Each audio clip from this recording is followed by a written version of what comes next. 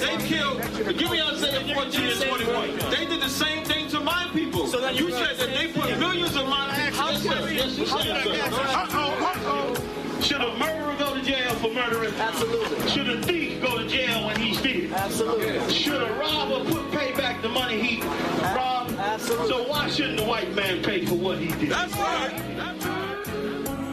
You'll see just how it feels. Payback is a dog. It's a dog. Payback is a dog. It's a dog. Payback is a dog. It's a dog. Payback is a dog.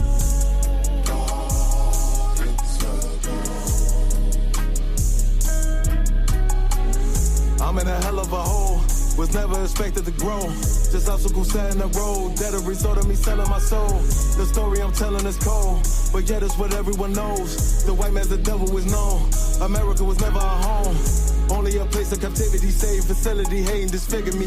They claim that I'm lazy, be killing me. Maybe this slavery draining my energy.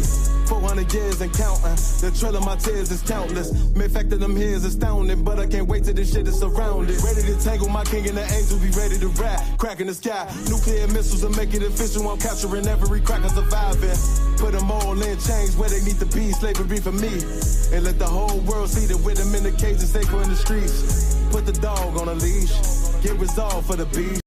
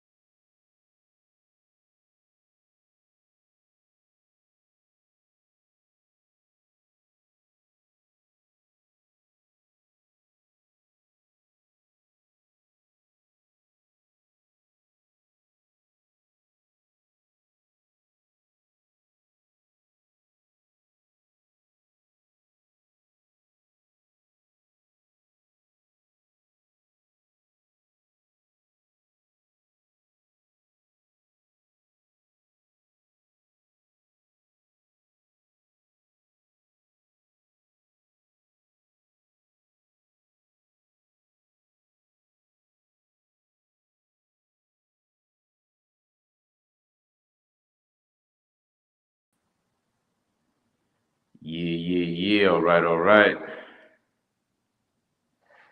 Shalom, Israel. Yahweh Bashem Yahshua Brakatah. Yahweh Shemal Bashem Yahshua.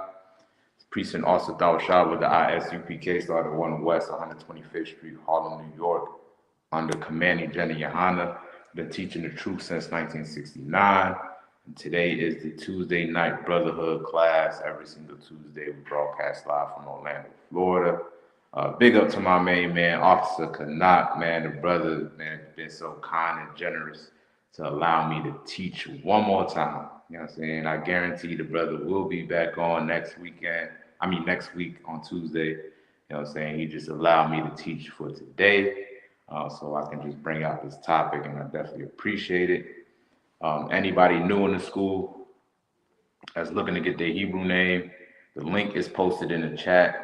In order to get credit for today's class, you have to click on that link and fill out the information. All right, so that's where you able to get credit and work towards getting your Hebrew name. All right. Yeah, we up bright and early. Shalom, y'all. Bashan Shabbat. Slam Yabashim Shabakata. Damn right. Big up. Mighty Priest, also Shabar on the live with me. All right. I'm just getting started right now, so you're right on time, Warrior. Come. on. Also, if anybody else would like to join the live, the link is also posted in the chat. If you want to join the live, click on the link. If you want to ask any questions direct over the live stream, feel free to do so. Or you can just type it in, whatever you're comfortable with. But you can join the live if you like to, all right? And so what's going on? Everything good? You Tawab? How you feeling, boy? Khan. I have my apocrypha. Give me about 15 minutes. I have my original apocrypha right now. It's got the King James with me. Left it in the vehicle. So Oh, okay. yeah. Okay. Khan, no sweat. Yeah, I do have. Do you have your you broadcasting from like you viewing the live from your phone, or do you have any other device? I'm viewing it from my phone, but I have an original King James. It'll just take me a second to find it. So I got the apocrypha here. Oh, okay. I get what you're Yeah. saying. Yeah. Right. All So I right. still Most got High it. in Christ. All right. That's no sweat. So yeah, we go ahead and just dive right into it. Of course, if y'all got questions, feel free to type in any comments. I can type it in. The water for everybody joining. Big up to all of y'all. All right, so yeah, we're gonna go ahead and get it started, man. For today's topic, we're gonna talk about something called self-esteem. Self-esteem, right? This is something that our people uh, suffer from a lack of. You know what I'm saying? And it's no fault of ours, right? Majority of it stems from our oppression, right? If you look at the majority of the root of the problems that goes on within the black community, you'll find most of it stems from slavery. A lot of it stems from slavery, right? Right now, we're still living out as byproducts of what happened to us thousands of years ago, right? It just carried on throughout the generations, right? Behavior, the mannerisms, the psychology, the everything that we practice today, majority of it comes from what happened to us around that time, right? So we're gonna talk about self-esteem and the greatest battle that we face in today's time, right? Even though we do have enemies outside of ourselves, one of the greatest battles you're gonna find to overcome is yourself, right? You versus you, right? Fighting yourself is a uphill battle. It's a big battle, but once you do overcome, right, you'll be able to have more wisdom and power and control on this earth. All right. So let's start with Ecclesiastes. We're gonna start right into the Apocrypha too. So let's get Ecclesiastes 14:1. Okay.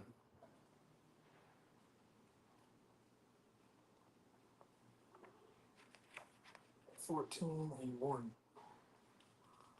All right. No, not Ecclesiastes. Did I say Ecclesiastes? Ecclesiastes, Gus, right? Yeah, cuss. My bad. I don't know if I said it or not. If I didn't, but yeah, Ecclesiastes cuss 14:1. Bible shot. Whenever you got it.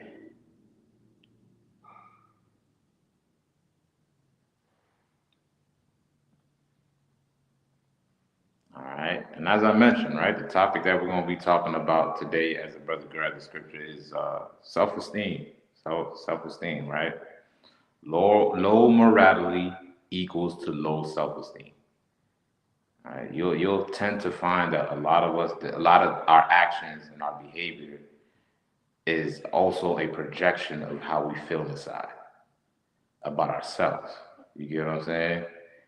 And like I said, a lot of it does stem from oppression, from slavery, right? But we're going to teach you how to combat those things, or at least acknowledge it or be aware of it, so that way you are able to combat it, right? Because the greatest battle is yourself. You know what I'm saying? You'll find that sometimes you can be your worst enemy.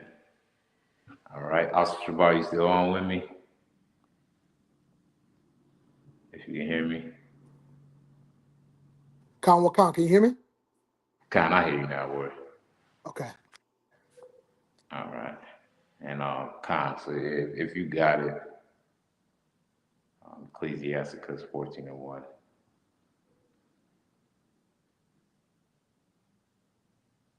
right. And also not to forget to mention as well, psychological warfare. Right? This is something that your oppressor has waged on us after he so-called abolished slavery, right? It went from physical slavery to mental slavery. And there was a main key opponent that he used in order to accomplish this, right? In order to conquer us psychologically, right? And this is psychological warfare is a real thing. We're gonna get into that as well too, all right? So do you got that also, Shabar? Wakan.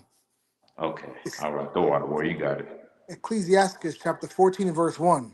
Mm-hmm. Blessed is the man that hath not slipped with his mouth, Right, blessed is the man that has not slipped with his mouth, right? Read on. and is not pricked with the multitude of sins. That's not what?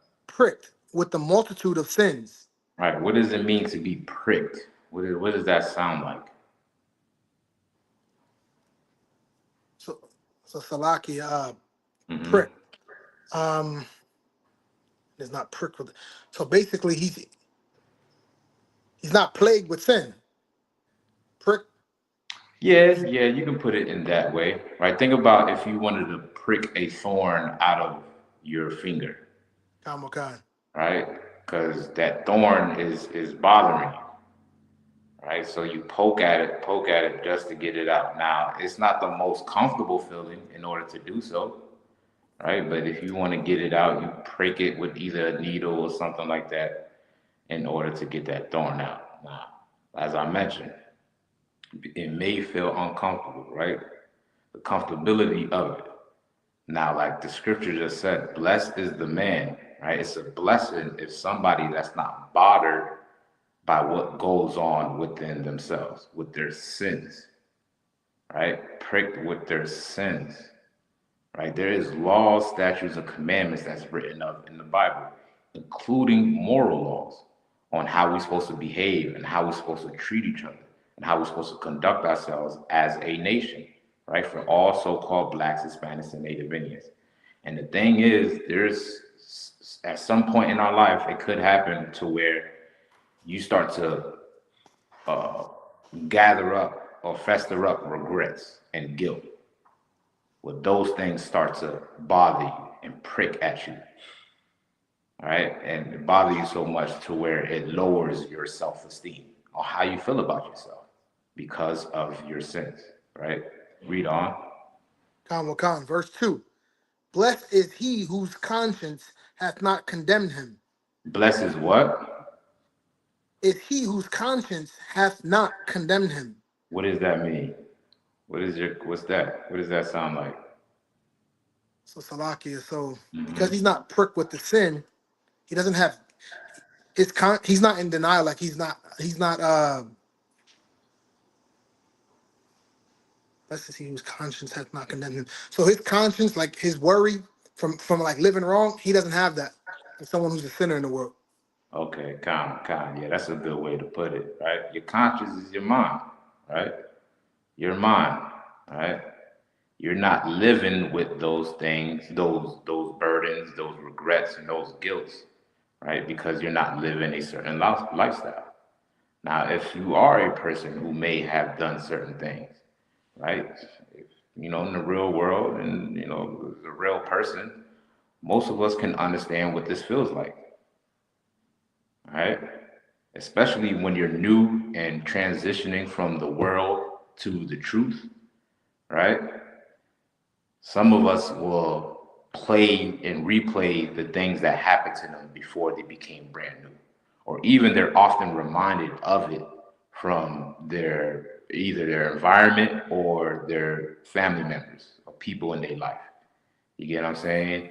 And those things can constantly replay in your mind to where you build up that guilt, you build up that regret, you condemn yourself, you start hating yourself, you look at yourself as something worthless, right? And then you beat and chip away at your self-esteem, right? Which can further push you to doing more harm, right? Read on.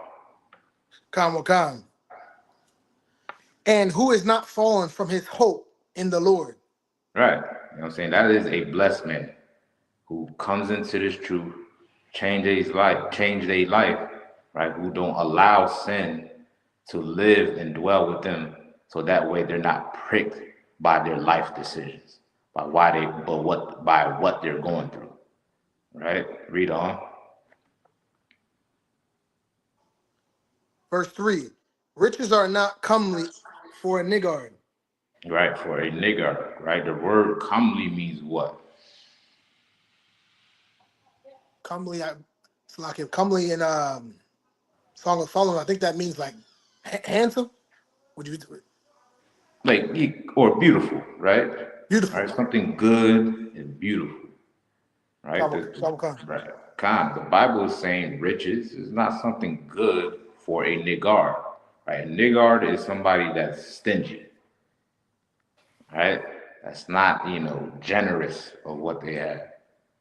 You know what I'm saying? Somebody like that is only, worrying about, their outside appearance is not, and they're not worried about taking care of nobody else. Right? They're stingy with their riches. Right? Read on. Khan.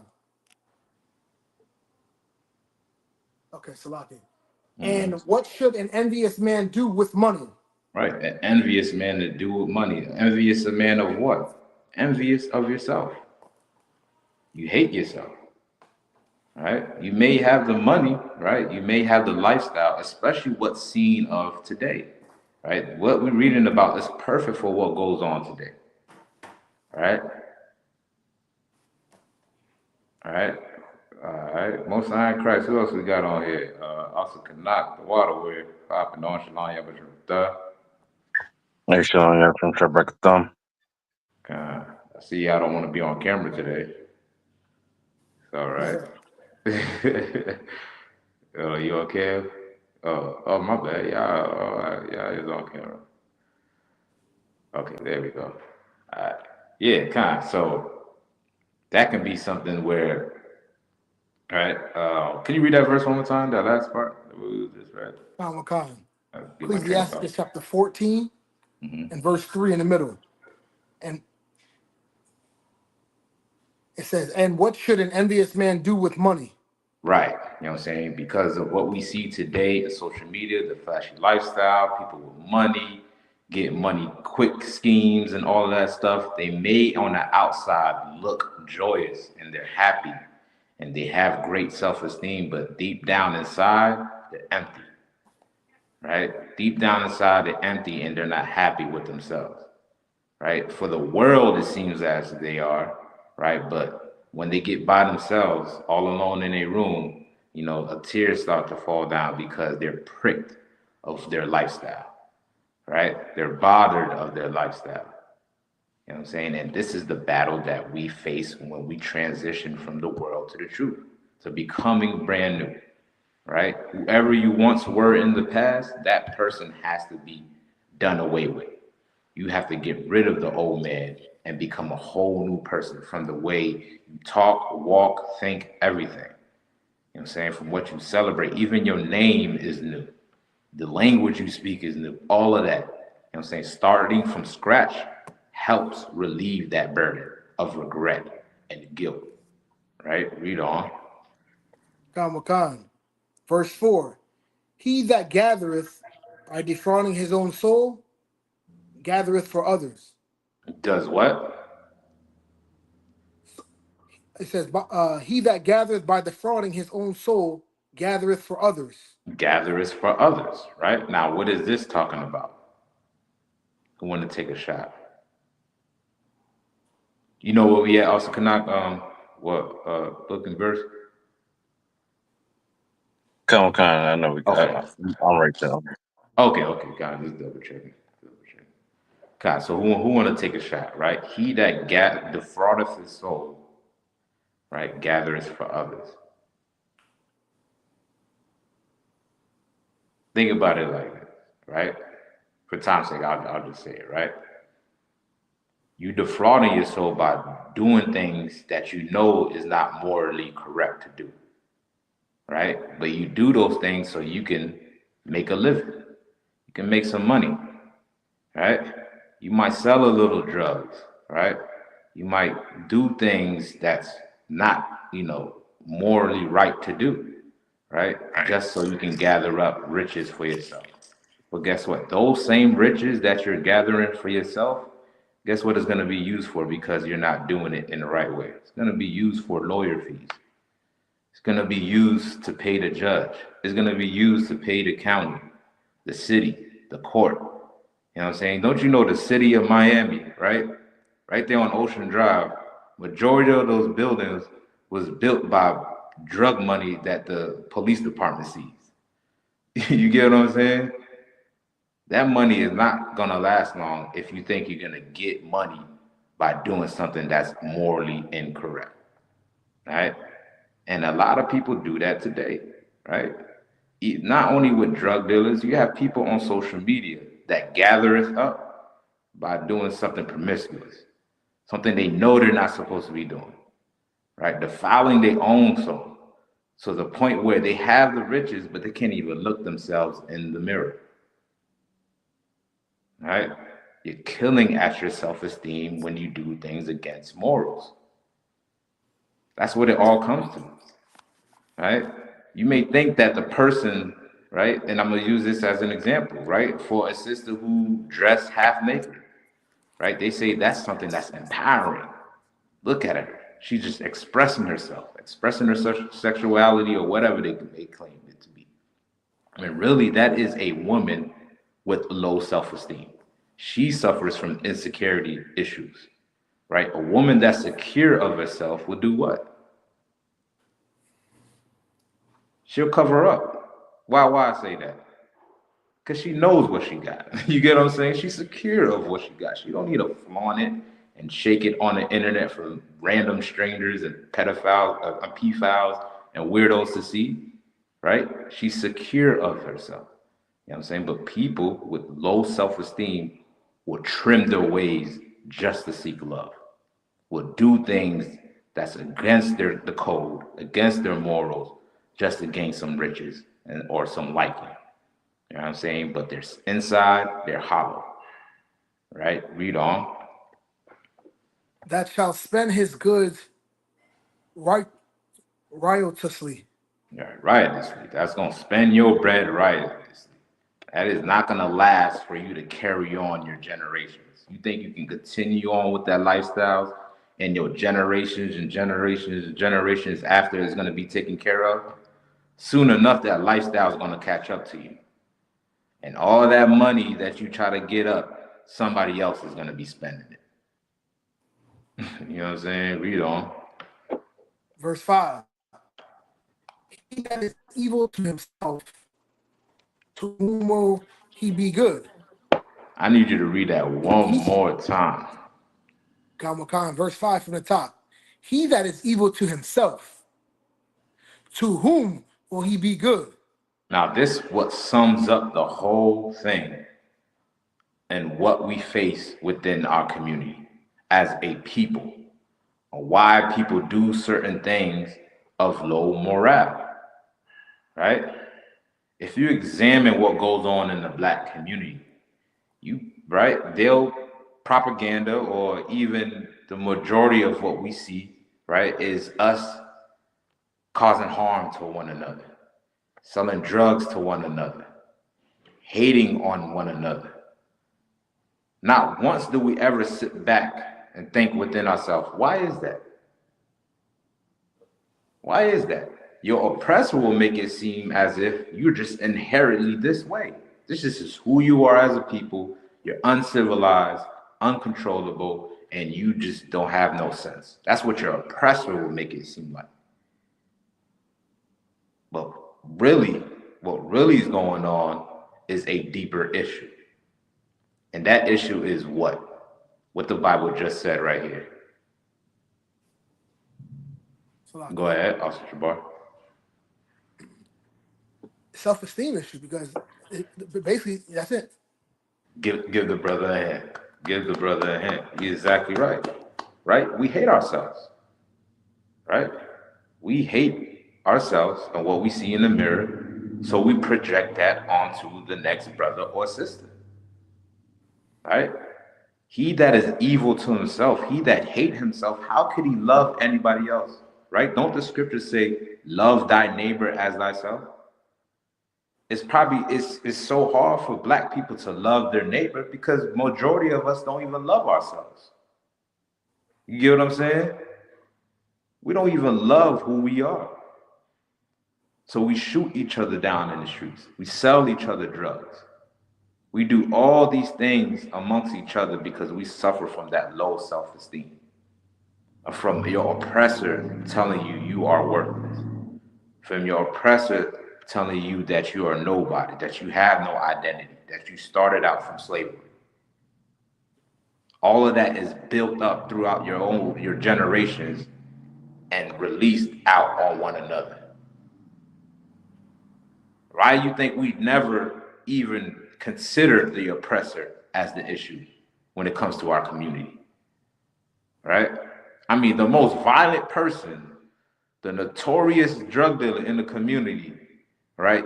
He won't even consider or think that the oppressor is the devil the Bible speaks of. As soon as you mention that to that person, you know what I'm saying? Now that's when you have gone too far. But all the harm and the drugs and all that stuff, that doesn't matter. You know what I'm saying? But with the oppressor calling him the devil, whoa, that's too much. That's too much. You know why? Because that's low self-esteem. He don't care about the drugs that he's selling to his own people. You know what I'm saying? Because the people that he's selling drugs to, he hates. Because he hates himself. But the oppressor who taught him to live like that, who taught him to sell those drugs, you know what I'm saying? That's who he admires and looks up to. You know what I'm saying? Because the oppressor beat our self-esteem so bad from slavery that it carried on with us till this day. Right? Read on. Come. He shall not take pleasure in his goods.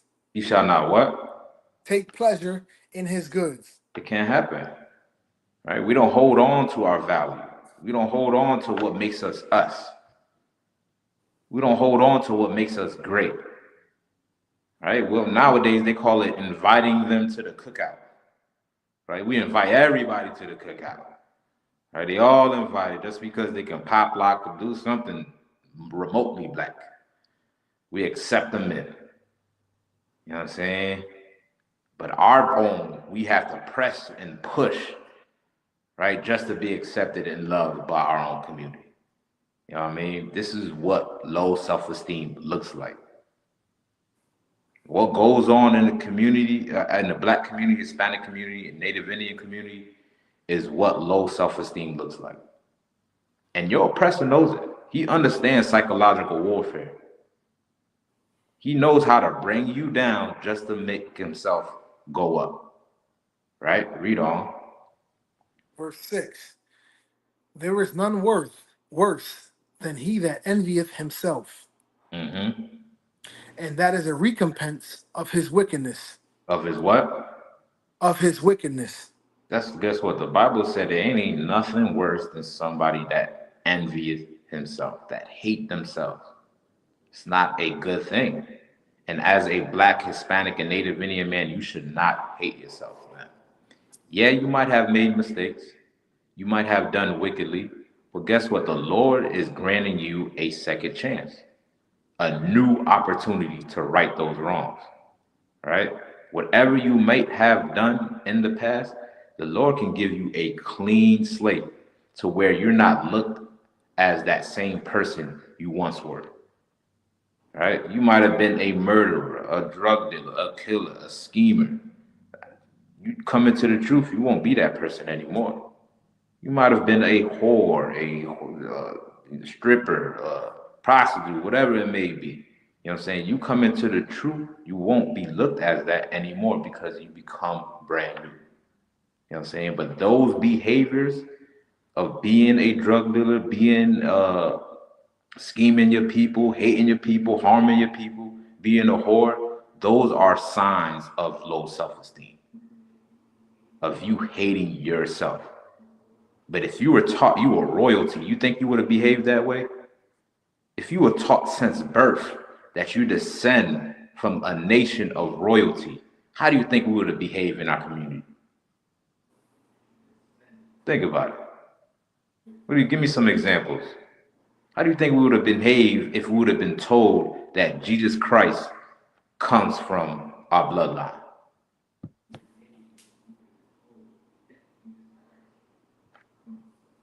Right?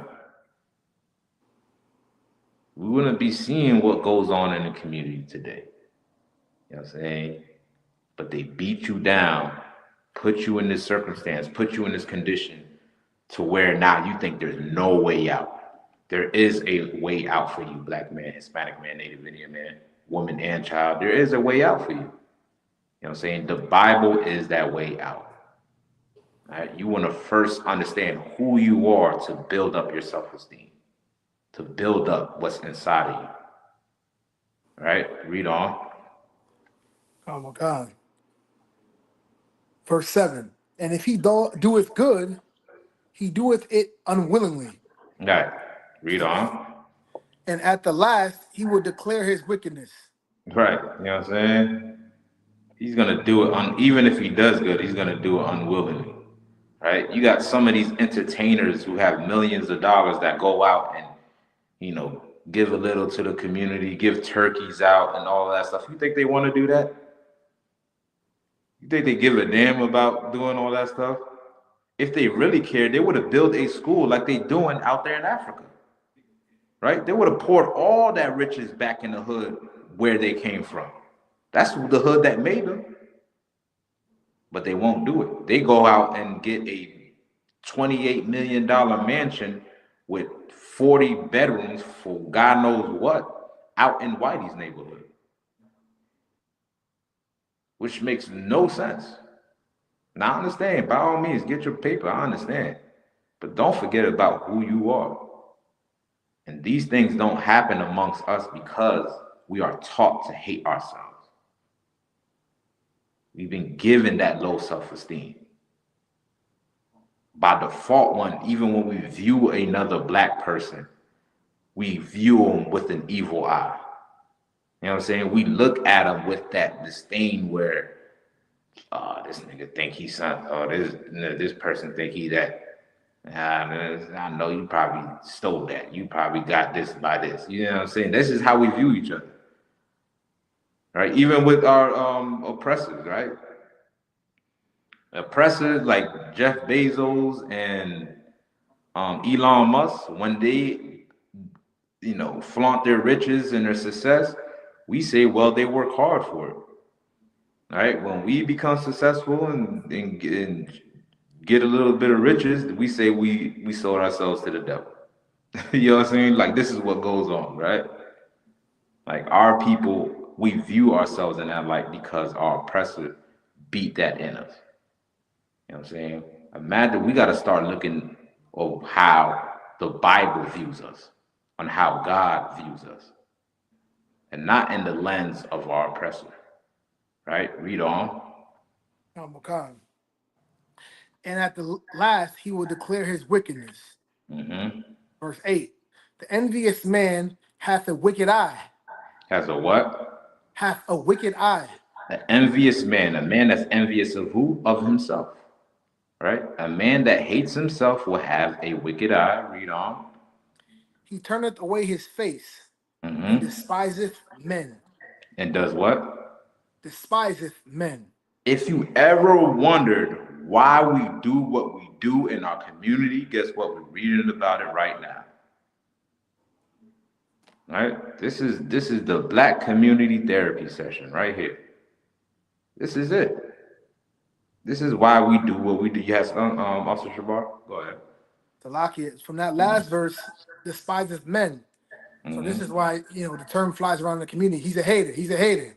That basically, that's basically what that's saying right there. Yeah. Man, you 100. I'm glad you mentioned that, man, because everybody nowadays got haters. Everybody got haters. Don't nobody hate you.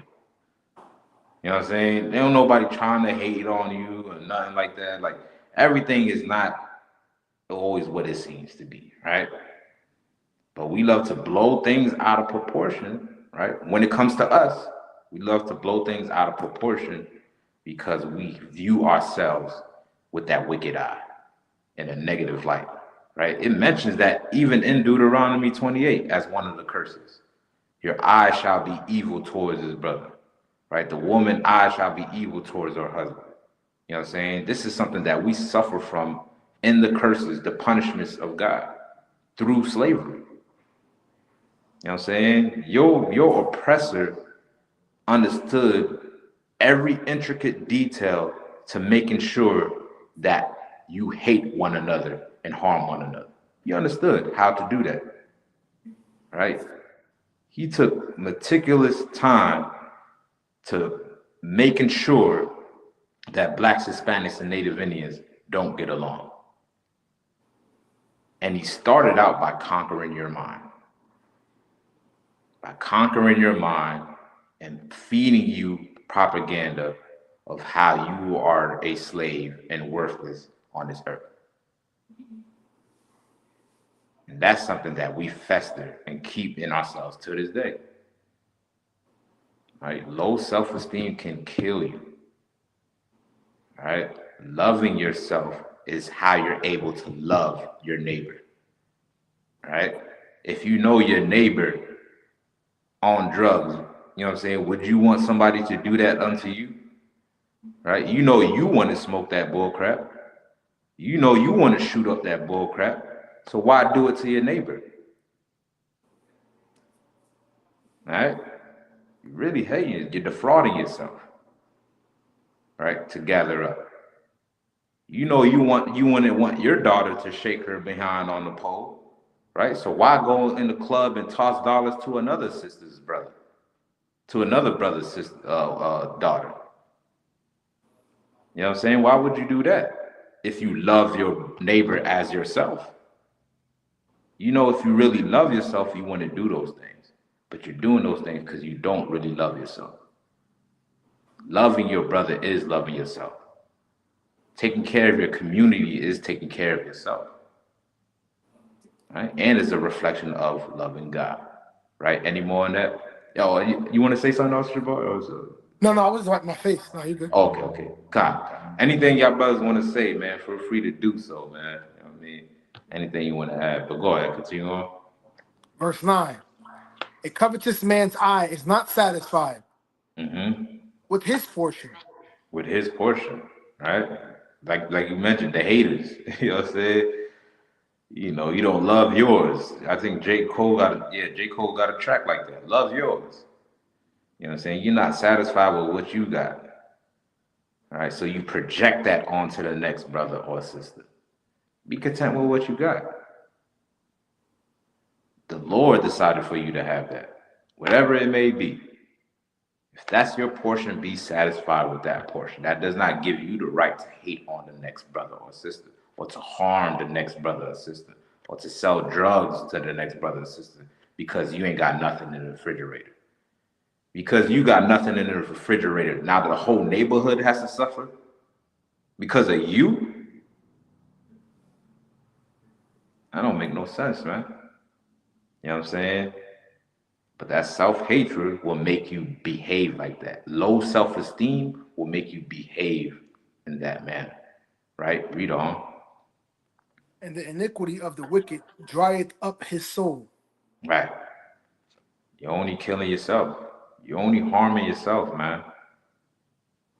Right? Low morality equals low self-esteem. Right? And your oppressor knows this. Right? What verse you want, Officer Shabar? I just finished up 9. All right, read on. Khan. Salaki, can I just say something about verse 9? Khan, you got it, so. It says, and the iniquity of the wicked drieth up his soul. They always say the youth, this is from the 90s and the 2000s, they always say the youth, they just look dried up. There's no life in them. You know what I mean? Everybody's high, just dried up. No motivation. And this is it. You know what I mean? The crab in the barrel mentality. Yeah, facts. You know what I'm saying? This is something that we deal with. You know what I'm saying? Like, don't focus, us as a community, we should not just focus on what's on the forefront, right? What's on the outside. What's important for all of us to do and what we battle with is what's within. You know what I'm saying? You have to wrestle with those thoughts in your mind. You know what I'm saying? Battle those thoughts in your mind that's telling you to do something that you know that goes against the grain, right? Doing something that's going to bring down another brother and sister is only going to bring down yourself. All right, read on. Verse 10, a wicked eye envieth his bread, and he is a niggard at his table. Right, he no matter what comes across his table, he ain't happy with it because he don't love himself. All right, read on. Verse 11, my son, according to thy ability, do good to thyself. You should do what? According to thy ability, do good to thyself. Right. You should do good to thyself. Right. Build up discipline. Build up morality. Do good to yourself. Learn something new every day. You know what I'm saying? Learn your identity. Learn who you are. You deserve that right, black man, Hispanic man, Native Indian man. You deserve the right to know who you were prior to slavery. It's not fair for you to go out and live out your life and not know where your people come from when everybody on this earth know exactly where they come from, except for you. And you don't think that plays on the psyche of your mind? You don't think that does? By not knowing your heritage, having no connection to something you can be proud of, you don't think that plays on your mind? It does. You know what I'm saying? It's good to understand who you are. You know what I'm saying? It's good to build up your morality. In return, you're building up your self-esteem. You're cleaning up what's on the inside. That guilt, that regret, you got to get rid of that. Clean up what's in the inside. Right? Read on. And give the Lord his due offering. Get the Lord his due offering, right? Read on. 12. Remember that death will not be long in coming. Right. You focusing on, hating on your people and neglecting your people. You know what I'm saying? You don't have much time on this earth to do that. You know what I'm saying? Why you have time? Why you giving life? Why you have opportunity? Right? Clean house. Build yourself up to be a better person. Be a better brother. Be a better sister. So that way, we can build up this nation. Read on. And the covenant of the grave is not shewed unto thee. Right. You know what I'm saying? That's a covenant. It's guaranteed to happen. You're gonna go into the grave. Don't waste it. Right? Read on. 13. Do good unto thy friend before thou die. Right. Do good to your who? Friend before thou die. Right. Do good to your people, man. Before it's all said and done. Right? Read on. And according to thy ability, stretch out thy hand and give to him. Read on. 14. Defraud not thyself of the good day. And let not the part of a good desire overpass thee. Right. Right. We push this ourselves to think that we can't accomplish certain things on this earth. Don't you know how, y'all don't understand how great of a people we are. To where even at the bottom, we are the most mimicked on this earth. You get what I'm saying? Like, imagine if we was in rulership, how much more we'd have been in control. You know what I'm saying? And we don't even have no control right now. At the bottom, but yet still these other nations want to be just like us. They mimic everything that we do. You know what I'm saying? Because that greatness is within you. You know what I'm saying? Don't let nobody take that away from you. And the only way you lose out on it is by following the ways of this world. Salaki, Adawan, your screen went off. You and Officer Kanak's screen saying it's having trouble connecting. Okay. Can y'all hear me? Y'all can hear me? My bad. How about now? Am I good? Ecclesiastes. Oh, that's probably good. Can you hear me also, Canuck? Yeah, come. I can hear you and I can see. Okay. Yeah, he just got off, so it probably was his connection. But all right, no sweat. Yeah, so you gotta understand what's inside of you, the greatness that's inside of you, black man, Hispanic man, Native Indian man. Khan also in the shot say he can hear me as well too. All right. Khan, throw out of y'all. I'm not sure what happened. Oh, there you go. All right. Khan, how we looking now? We good, Shabar, on your end? Kamagan. All right, Most High in Christ. All right, so continue on. Verse 15, Ecclesiastes chapter 14, verse 15. Shalt thou not leave thy travails unto another, and thy labors to be divided by lot? 16. Give and take, and sanctify thy soul. For there is no seeking of vanities in the grave. All right. There's no ability for you to gain anything useful while you're dead. Right? Hold on to your heritage. Right? That's gonna do good for you in the long run, for your generations to come. Hold on to your heritage. Right? Let that build you up on the inside. Right? You don't need all these other superficial things to make yourself feel good. Because those things don't last. Right? What you need is something that's gonna build you up on the inside. Right? Let's drop that. Let me get John chapter 3, verse 18, Baba Kashah.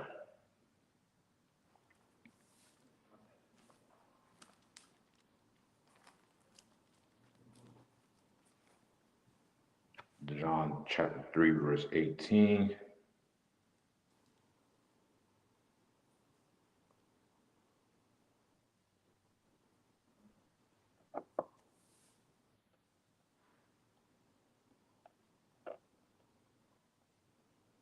Salaki.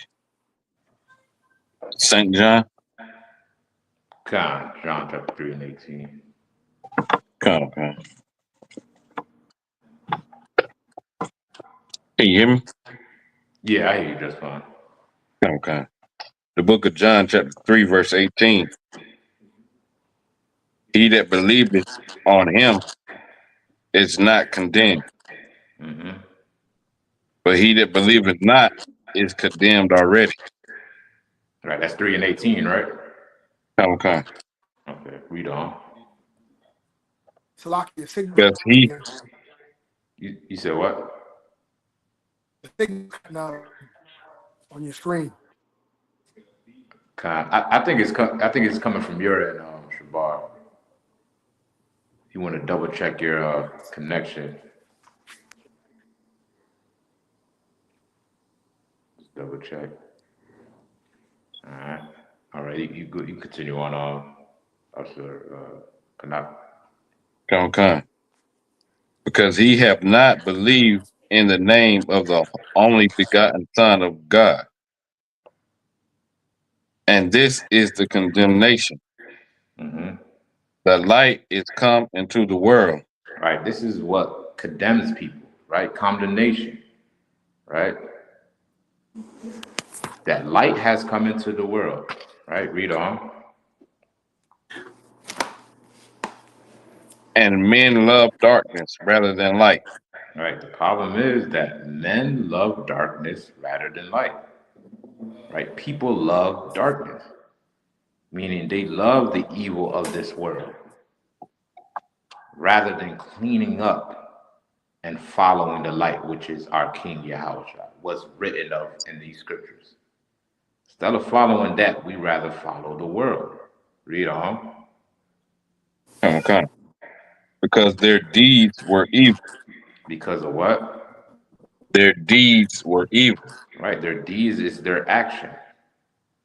Right? Most people enjoy those things. Right? You might find pleasure in it, but it's leaving you empty on the inside. Right? You want to battle yourself, battle those desires, battle the want for the things of this world, and gain understanding of this truth and who you are. Read on.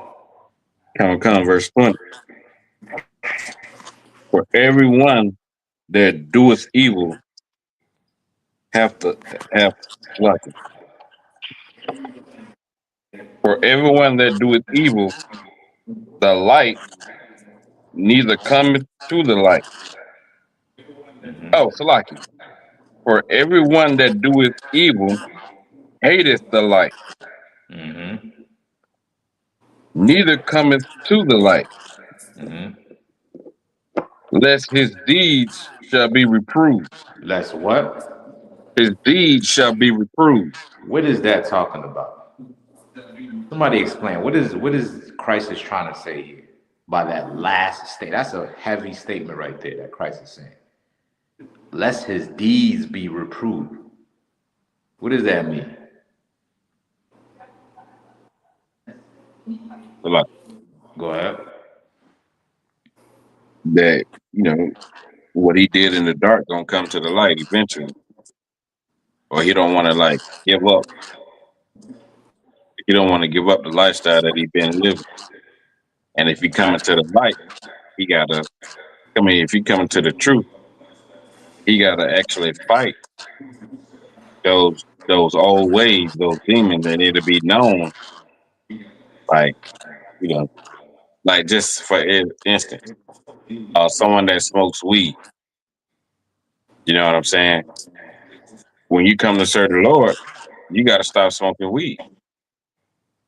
And if you if you come to serve the Lord, you gotta cut that out. And brothers will know if you did it or if you didn't. If you're still sneaking and doing it behind closed doors, or whatever the case may be. Damn right. Damn right. That's exactly it, boy. Exactly right. You had something you wanted to add to it, also, Shabar, as well? Lucky, when it says lest his deeds should be reproved, that word reprove is just saying from he's not coming to like he's doing dirt, lest his deeds should be reproved. It's basically, is that saying he's going to be paid for doing that evil? Or I didn't hear. I cut out for a second. I didn't hear. Oh, okay. Yeah. Nah. You can hear me? Kama. Yep. Oh, Khan. It's basically how Asa Kanaka explained it. Lest your deeds be changed and corrected. Kama. Okay. Right, you know what I'm saying? And the thing is, most people enjoy what they're doing. They like the darkness. Right? Have you ever wondered, like, as a priest, right? When you talking to somebody, trying to explain the truth to them, you telling them, they like, I mean, it makes perfect sense. You're letting them know. But they never want to actually change their life. They like, man, I don't know, man. I ain't really. You ever wonder why they respond that way?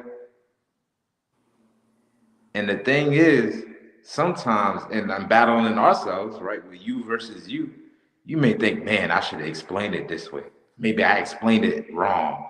Maybe I should have added this. And maybe it's not because of that. Guess what? You explained it completely perfect. You know what I'm saying? The Bible is plain and simple, cut dry on what we got to do as a people. You know what the problem is? People just don't want to change. That's it. They enjoy what they doing. You know what I'm saying? They find comfort in that darkness. And no matter what you do, how you explain it to them, they're so beat down within that they don't want to come out of that. They don't want to change themselves. You know what I'm saying? And by it, we are condemned by it, man. We're destroyed by it. That light has came into the world. The understanding of the truth of who we are has came into the world. But we don't want to accept it because we enjoy what our oppressor gives to us. The ways of this world. You know what I'm saying? Read on. Come. Verse 21. But he that doeth truth cometh to the light, Mm-hmm. that his deeds may be made manifest, Mm-hmm. that they are wrought in God. Right. That they're from God. You know what I'm saying? Somebody that does truth, come into the light, right? Change their life. You know what I'm saying? You'll get a whole new perspective of not only life and everything else around you, but of yourself as well too. You'll start to see the value of yourself and appreciate yourself and understand those things that you was doing against the Lord was really killing yourself. That's what it was doing. If you really loved yourself, you would stop getting high. Right? If it makes sense. If you love yourself, you would stop shooting that dope if you love yourself. Right? You would stop being a whore if you love yourself. But people don't stop because they don't love themselves. They love those things more than they even love themselves. Because they don't want to change and stop whatever they're doing. Right? Let's drop that. Let me get 2 Timothy chapter 2, verse 25.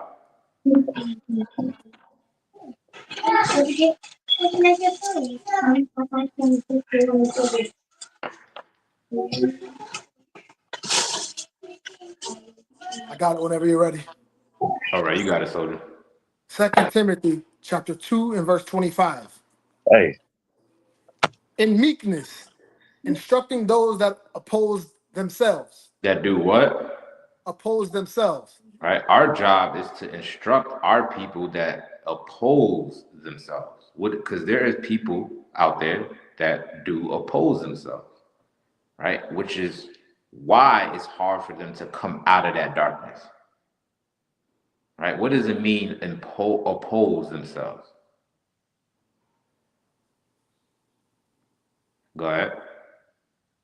So those that oppose themselves. What it what it mean? They believe they're justified. They're stuck in their ways, unwilling to change. Yeah, that's part of it, right? What does the word oppose mean?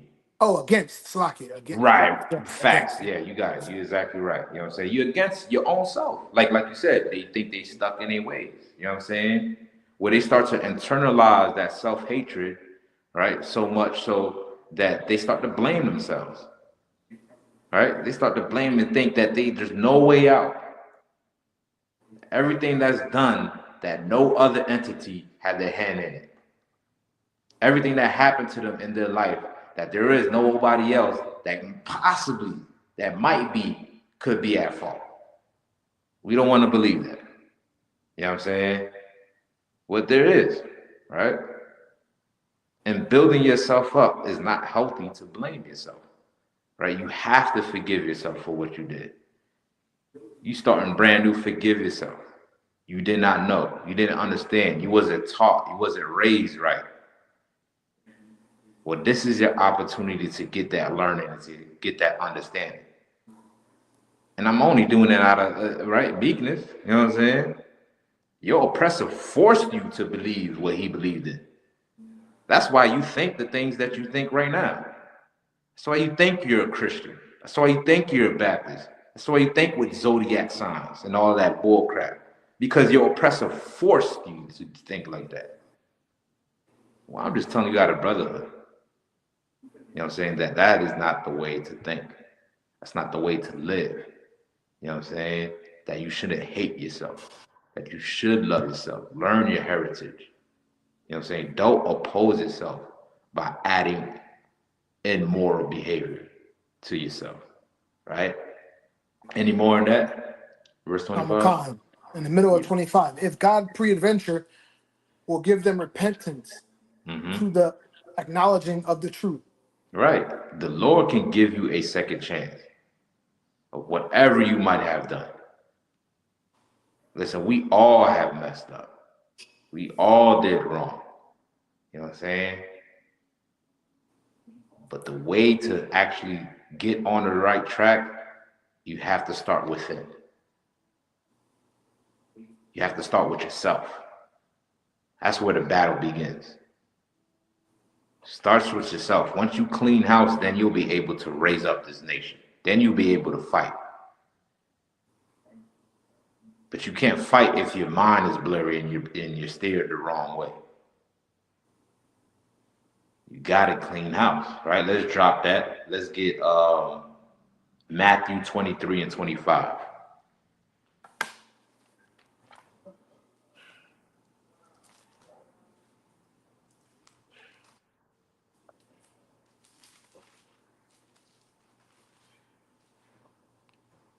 Khan. All right, you got it. Book of Matthew, chapter 23 and verse 25. Mm-hmm. Woe unto you, scribes and Pharisees. Right. Roll unto you, scribes and Pharisees. The word woe means destruction. These scribes and Pharisees were the religious leaders of the time of Christ. Right? There were two different sects, the scribes and the Pharisees. They were the people that was over God's chosen people, the children of Israel, that was supposed to be giving them the instructions of God. But Christ is letting the people know that these people are really just hypocrites. Destruction unto them. Right? Read on. Hypocrites, Mm-hmm. for ye may clean the outside of the cup You and do of the what? platter. For ye may clean the outside of the cup Mm-hmm. and of the platter. Right. You clean the outside of the cup and of the platter. Right. Read on. But within they are full of extortion and excess. You're full of extortion, excess, but you don't clean what's in the inside. Think about it. Let's say you about to get a cold glass drink of water. You see a cup on the counter. The outside of the cup looks squeaky clean. But when you grab it and go to pour that cold water in it, you take a look inside and it's dirty. What is your natural response to, like, what is, by common sense, what you gonna do once you see that dirt that's inside of the cup? Salakia. Go ahead. I'm gonna wash it out. You'll wash it up. All right. So that way you're able to pour the water inside so you can drink it. Right? It's you, what's important is what's in the inside. You have to clean what's in the inside. The outside don't really matter. But so many of us are focused on what's on the outside, not knowing that we're destroyed mentally. We're destroyed spiritually on the inside. Yeah, you look right on Instagram. You got you look happy, you having fun. You out on vacay, doing whatever you want to do. You know what I'm saying? But are you really good on the inside? Do you love yourself? All right. Self-love in today's world is taught how to be selfish and superficial. Somebody that really loves themselves will build up their morality. You know what I'm saying? Will clean up what's in the inside, not what's on the outside. Right? Read on. That the outside of them may be clean also. Mm-hmm. 27. Woe unto you, scribes and Pharisees, hypocrites. For That was ye it on are 26? Kamakan. All right. Let's get Mark chapter 7, verse 15. Bible shot.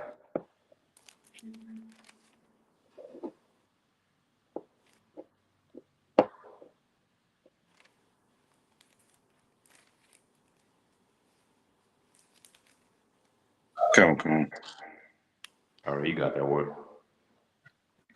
Mark chapter 7, verse 15. There is nothing from without a man that entereth into him can defile him. Mm-hmm. But the things which come out of him, those are they that defile the man. Right. All right. So just to give you some context, right? The backdrop. This is when Christ went and sat with the Pharisees and with the Jews. Right. And when he came into the crib, before the tradition is before you eat, you're supposed to wash your hands. Right. Now when Christ came through, he didn't wash his hands, he just sat down and started, getting his grub on. And the people just started murmuring against him. Look at him sideways, right? Like, he ain't keeping up with tradition. He ain't wash his hands. And Christ is cutting it. Like, these are the same people who he said, woe unto these scribes and Pharisees. These are the same people because they are hypocrites. They keep the tradition of man, but not the tradition of God. You know what I'm saying? And just a disclaimer, this verse is not talking about pork. It's not talking about you eating pork, you Christians. All right? So Christ said it's not what comes out of a man defiles him. You know what I'm saying? I mean, not what goes in the man defiles him, is but what comes out, right? Read on. Kamakan. You got it, Oscar. Verse 16. If any man have ears to hear, let him hear. Mm-hmm. Read on. And when he was entered into the house from the people, his disciples asked him concerning the parable. Mm-hmm. And he said unto them, are ye so without understanding also? Mm-hmm. Do you not perceive? that whatsoever thing from without entereth into the man, it cannot defile him, Mm-hmm. because it entered not into his heart, Mm-hmm. but into the belly, and goeth out unto the dross, purging all meat. All right. You know what I'm saying? What you eat, not talking about pork, right? The context is washing your hand. That's the context. Not pork is not mentioned once in this scripture or in this chapter. You know what I'm saying? Christ kept all the commandments. All he's explaining is that what you eat does not enter in your heart and mind. All it does is goes down in the tummy and it becomes waste. Read on. Okay. And he said, that which cometh out of the man, that defileth the man. Right. But what comes out, the things that you hold in within yourself, right? That sometimes that you project onto other people, that's what defiles a man. Right? Because you're focusing on what's on the outside. You're not getting the inner work done. You're not battling with yourself. Right? Read on. Okay. Verse 21. For from within, out of the heart of man, proceeded evil thought, All right. Read on. adulteries, for fornication, murder. So Nah, it's all good. Like, want me to grab it? God, if you could, bro, Khan for sure. Khan. Mark chapter 7 and verse 21. For from within, out of the heart of men, proceed evil thoughts, adulteries, fornications, murders.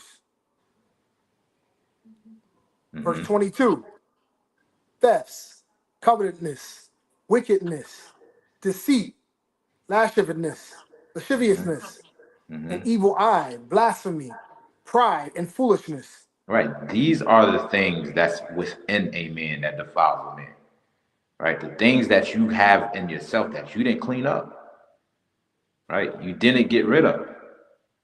Right. Because you only focus on superficial things, on what's on the outside, and not cleaning the cup from within. Right.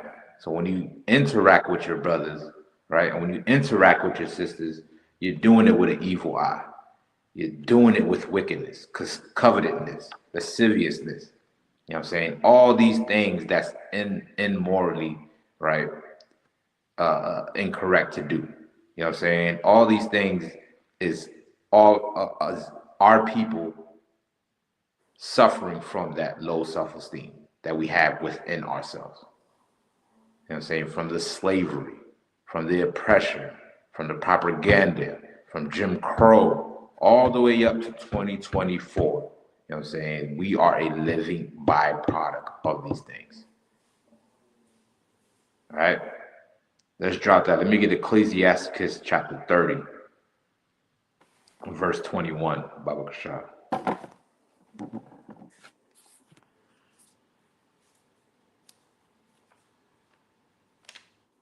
All right.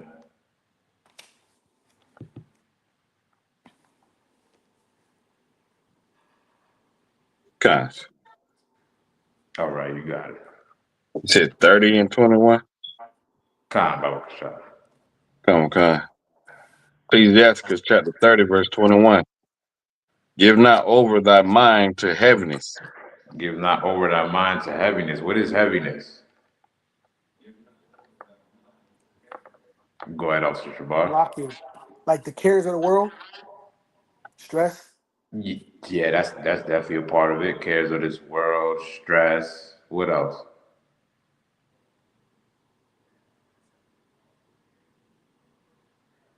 Uh, Anybody? What about depression? Khan Khan. Right? Depression. Right? All these things that come from low self-esteem, from hating yourself, right? From looking at yourself as something worthless, right? Right? You are pricked by the multitude of sins, right? Which allows you to leave you in a state of depression, right? By not cleaning the house, you do things unto others that you start to regret. You start to do things to yourself that you have a guilty conscience of. You know what I'm saying? And that can push you to be depressed. That can push you to actually hate yourself, to, who knows, commit harm to yourself. Right? Read on. Okay. And afflict not thyself in time of in thy own counsel. Right. You know what I'm saying? Afflict not thyself in your own counsel. Right? Those thoughts in your mind that's telling you to do what? To yourself. Hate yourself. Right? To hate yourself, which is gonna cause you to possibly harm yourself.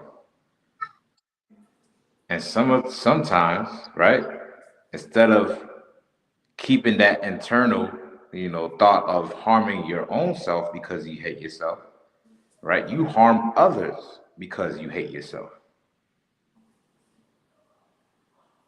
All right? You want to clean what's inside. Read on. Okay. The gladness of the heart is life of man. Right. That can only be accomplished once you understand this truth, boy. I'm telling you, that superficial stuff don't last. Them bags, them trips, all of that is fun to do, is fun to have. But you need something that lasts. Right? Read on. And the joyfulness of a man prolongeth his day. Read on. Love thy own soul. Do what? Love thy own soul. Read on. I mean, read that one more time. Love thy own soul. Love yourself. Love yourself on how we just read the scriptures told us to do. And with it, you'll be able to love others. It's no way possible. You can't love others if you don't love yourself. All right? And I'm not talking about the watered down, superficial way that, people display it today. I'm talking about real self work. Read on. And comfort thy heart. Remove sorrow far from thee. For sorrow hath killed many. What? For sorrow hath killed many, Right. and That's there is no no. Go ahead. Go ahead. Finish that part. and there is no profit therein. Right. That depression, man. That depression has destroyed many. It has ruined many lives, man. Either from what you do to yourself or to others. Right? Only these scriptures can give you the solution to that. Only these scriptures can give you the solution to low self-esteem, to hating one another.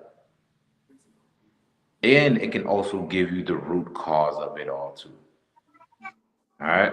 So the next topic I do want to jump into is psychological warfare, which kind of goes a part of what we're talking about right now. Right? Your oppressor have waged a war on us since we got here on the slave ships. But here's the thing: the physical warfare, it still goes on physically. You know what I'm saying? But now is much more of a psychological standpoint now. Meaning he's doing it by controlling what's in your mind, your thoughts, and your behavior. Right? Somebody give me the definition. I don't know if y'all able to, I know y'all on your jacks or your phone. Somebody, if I can give me the definition of psychological warfare. Baba Kasha. And you can just read the AI overview on what the first thing that pops up on Google.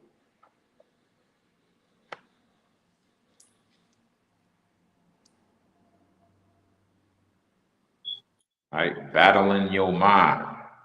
Battling those devices that your oppressor placed in your mind is how we're gonna get the kingdom of heaven. Right? You have to battle yourself. Right? Battle. You know what I'm saying? And once you overcome, right, you'll understand your role on this earth. Right?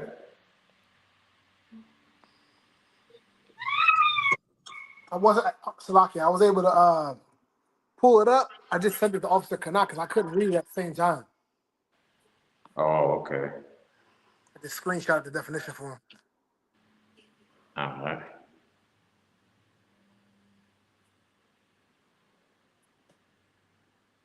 All right. In the meantime, can you grab me Wisdom of Solomon, chapter 14, Come.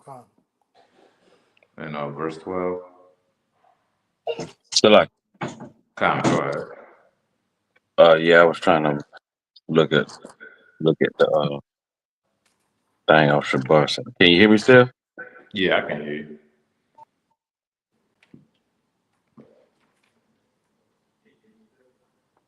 Can you repeat that scripture one time, Baba Kashaw? Wisdom of Solomon, chapter 14, verse 12.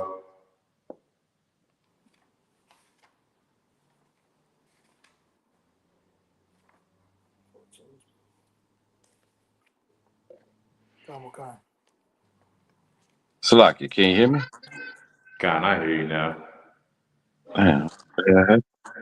Nah, it's all good. We got Austin the one y'all on here. Shalom, warrior. How about you? Shalom, Yeshua Dom. What's going on, soldier? Real quick, Austin the one y'all. Are you able to pull up the definition of psychological warfare on your end, or are you on your phone as well too? Come, I can pull it up. Okay, God, the water. I got the scripture whenever you're ready. All right, you can go ahead and read that scripture, Baba Shah. Wisdom of Solomon, chapter 14 and verse 12. For the devising of idols was the beginning of spiritual fornication. Was the beginning of what?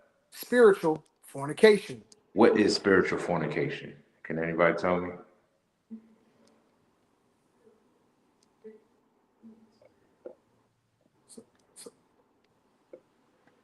You want to give it a shot, Officer Jabbar? Come. So spiritual fornication meaning is you worship, you're cheating with other gods. Yeah, I mean, God. You worshiping other gods. You know what I'm saying? You align yourself, make an alignment to other gods, which is not really gods at all. They're just idols.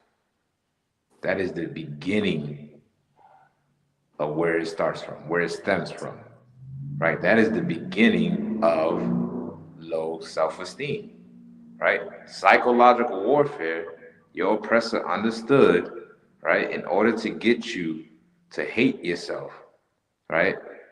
And to worship him, right? He had to control your God, right?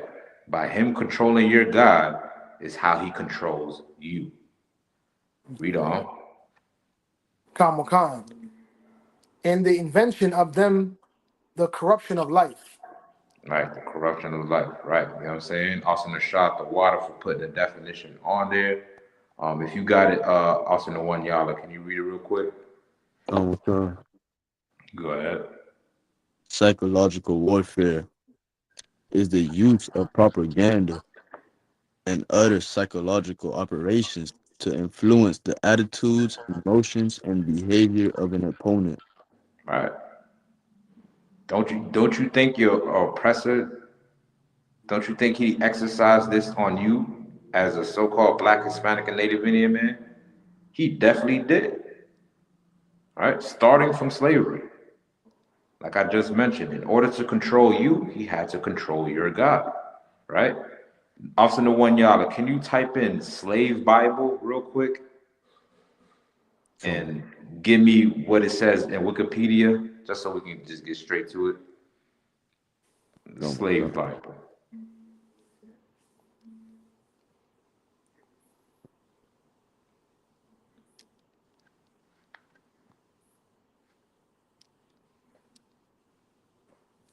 Salaki, sir. Go ahead. that spiritual warfare was just right here. This is why I have a separate copy of the Apocrypha and the King James. They just pulled this out. You know what I mean? Mm. Pulled this book out. Right. Yep. You're exactly right. They took that. They took that right out the Bible. You know what I'm saying? And that's where it started at, right?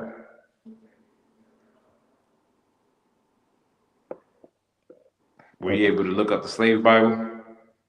Sir, but I can read this short little part right here. Okay. What they got?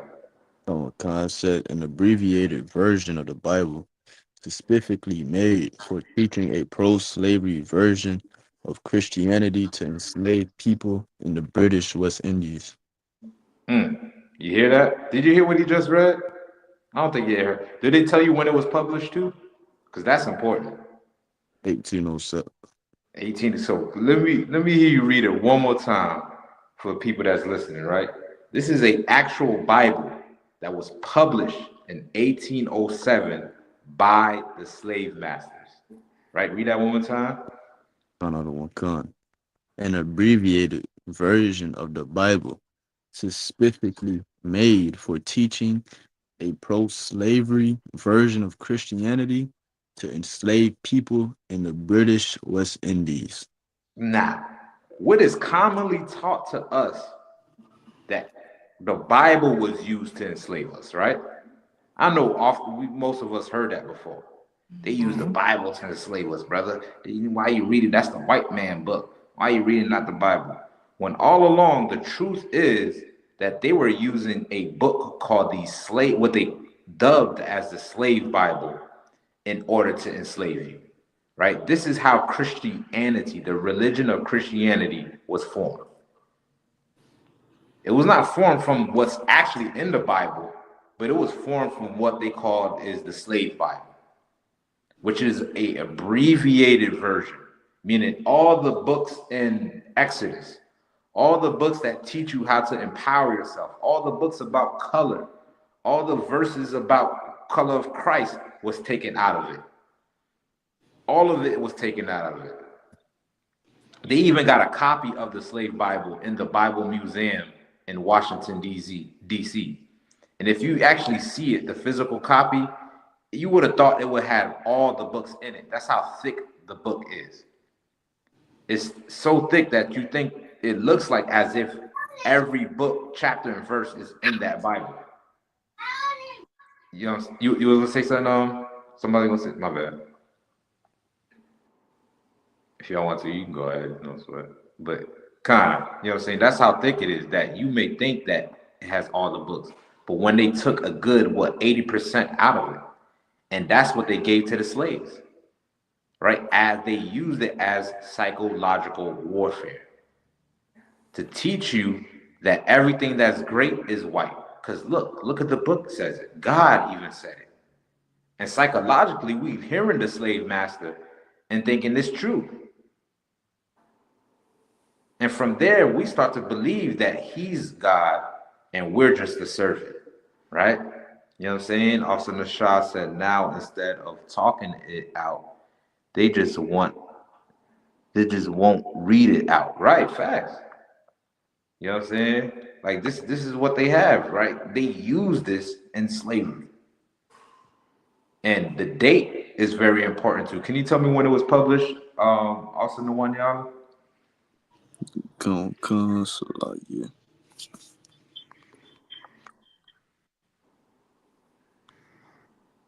It was published in 1807, sir. 1807. Now, the significance of this is prior to 1807, what was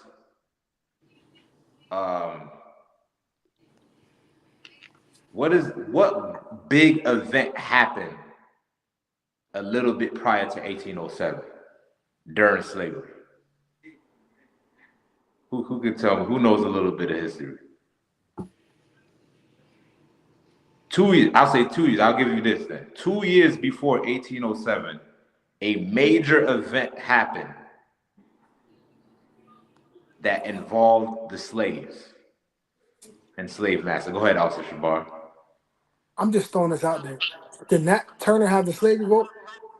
That's a good guess, Okay. but not that was after, right? All right. And that's gonna we're gonna get to that. That plays along to psychological warfare, right? Okay. Also, Nashad says slave rebellion, right? Give me the major one. What was it? Who revolted? Who rebelled? 2 years before 1807. Like, Go ahead. uh, the Levi.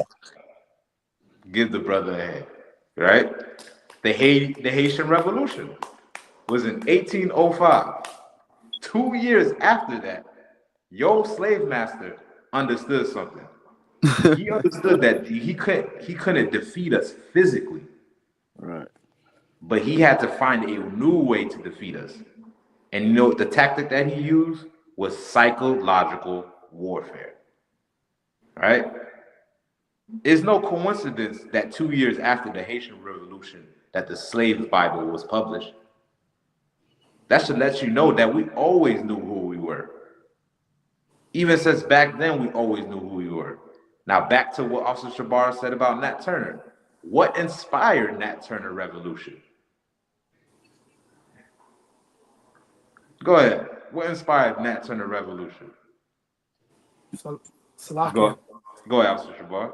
him realizing that we were the Hebrews, we were the Israelites. You know what I The mean? Bible did. Khan. You get what I'm saying? That's what inspired him to freedom. Harriet Tubman. What inspired her to do the Underground Railroad?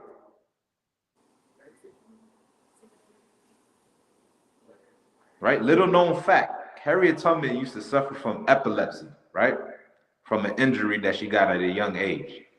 And during her episodes, she said that, she used to get visions from God whenever she would have an epilepsy episode, right? When she would have seizures. You know what I'm saying? She used to get visions from God. So what inspired Harriet Tubman to do the Underground Railroad? The Bible did, right? Can you do me a favor, Austin the one, y'all? Go. Can you look up the nickname of Harriet Tubman? What was Harriet Tubman's nickname? Go. All right. Your oppressor understood, right? This is how he was going to defeat us by controlling the God that we serve. Controlling the God that we serve controls what's in our mind and how we feel about ourselves.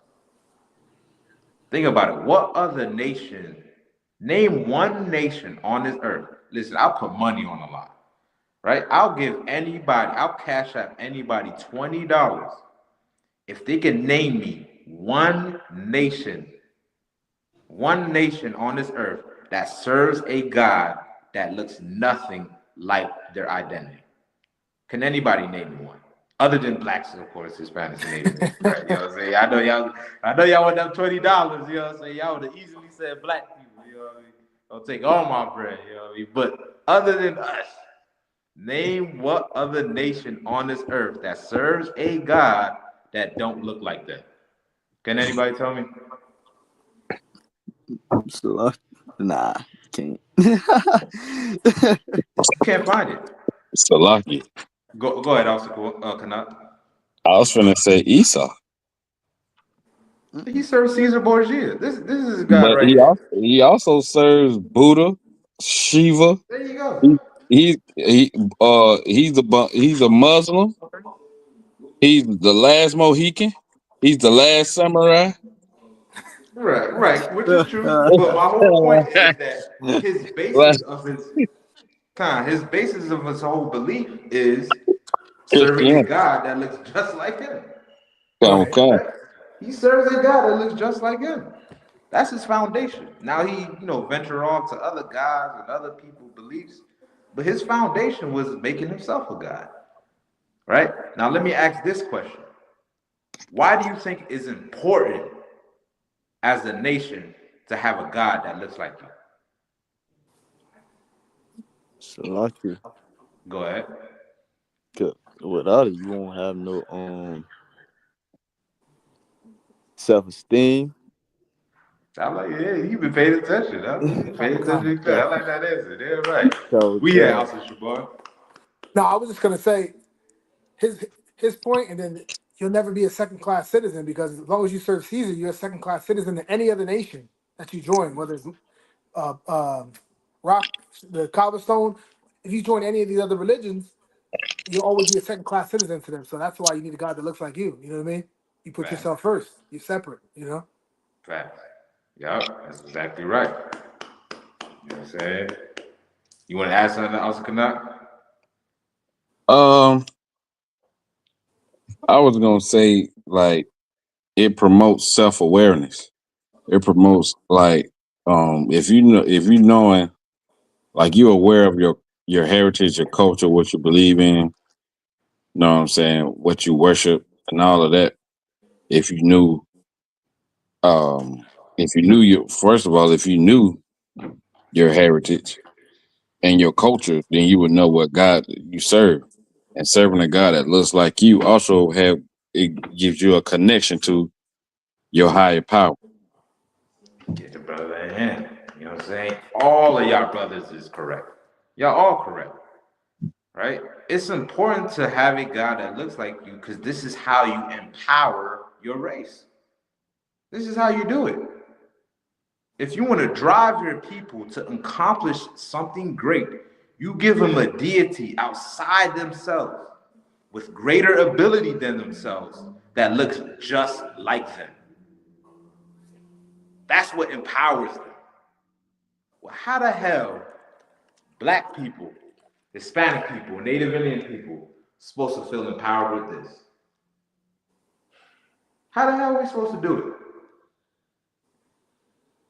It's not possible, right? And this is why, often the one y'all said, we suffer with low self-esteem. This is why we hate ourselves. This is why we harm ourselves.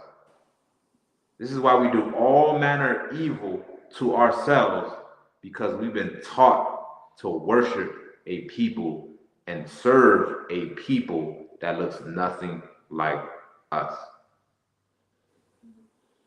Nothing like us, all right? Did you find the nickname of Harriet Tubman, also the one y'all? Come, What's the nickname? Moses.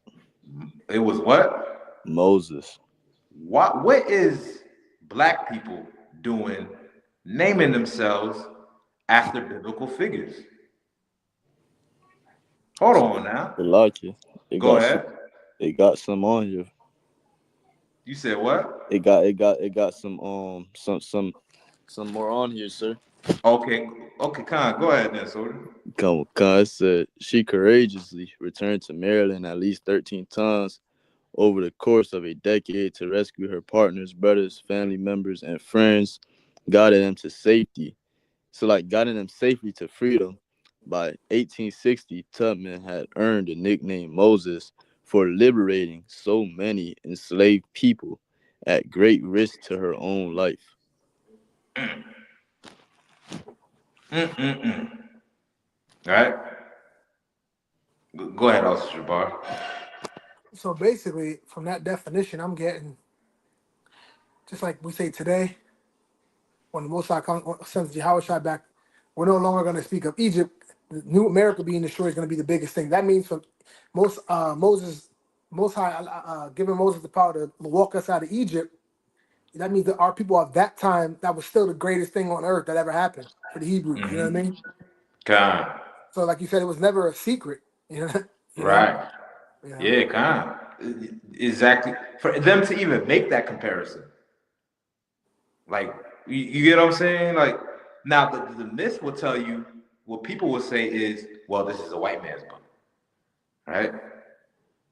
This is what they used to enslave us. How is it the same book that was used to enslave us is the same book that empowered us to be free? You see that? They contradict themselves. Right. Guess what? The Bible wasn't used to enslave us. The slave Bible was. Christianity was. Religion was used to enslave us. Not the Bible. This is how Haitians got free. This is how Harriet Tubman got free. And this is how Nat Turner fought for freedom. Because of the Bible. They understood when they read it, they seen themselves. When they seen what happened to the children of Israel in Egypt, they seen themselves in it.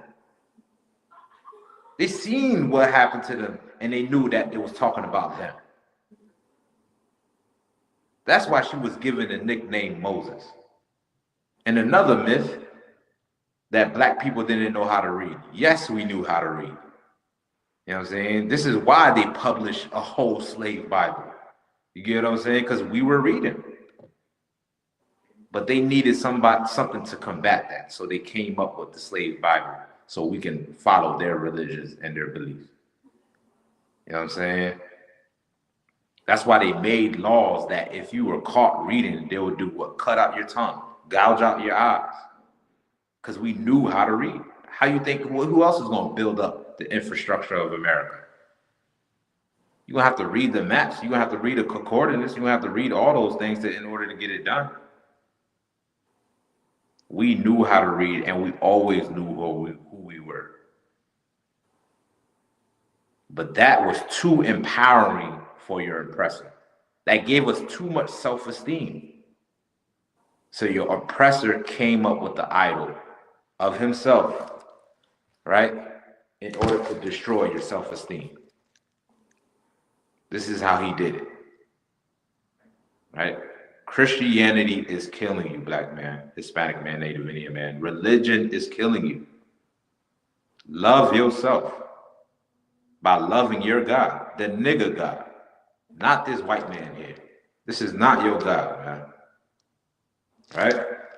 Let's get Judith chapter 5 real quick.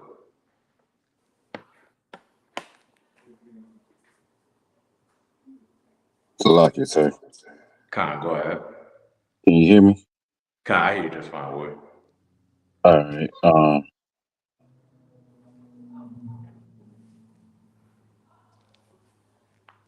You got it, Soda?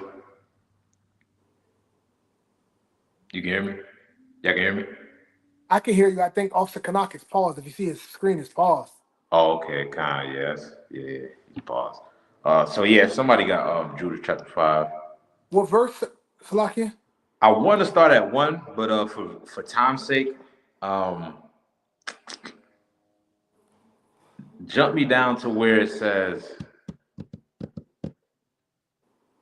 well, if these people turn away from their God. What verse is that? I believe that's verse 20, sir, Verse 20?